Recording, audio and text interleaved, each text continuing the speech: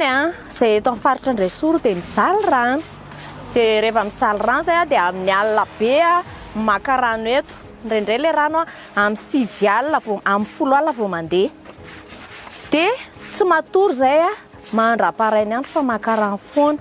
Zay amin'ny 12 alina isan'andro raha te hazo rano indraindray ary tsy mahazo fa tonga dia miala maina.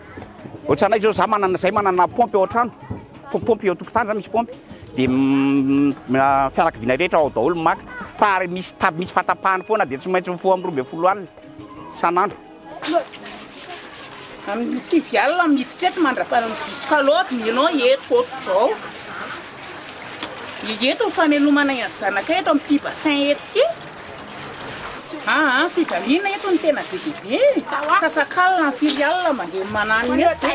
Tena tsisy fidiram-bola tsisy mihitsy ny anay tena mijaly be zay miady be.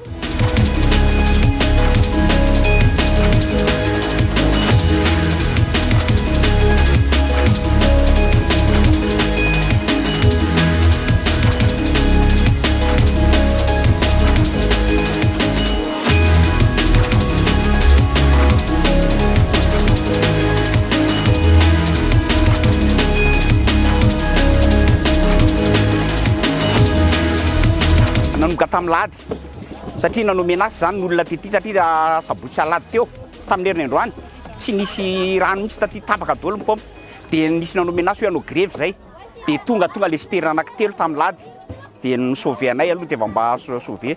Andresoro zany midadasika be nefa ny raha io zany ny fianoana zao hoe mbola tsy tosura fa mety tsy afeno andreo.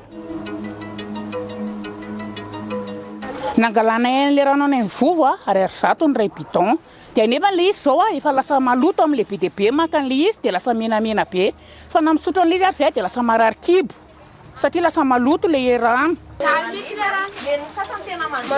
Mandeha dia mampagaga hoe ahoana ny eto amin'ny faritra ity tsy mandeha. Le izy misy party hoe faritra treo tapin-tanàna makany tsisy tapaka zany dia treo tapin-tanàna midina makaty tsy misy tsony ray dia verevitra zay hoe iny makany Jirama zay dia hoe simbako misy kely ihany mandeha.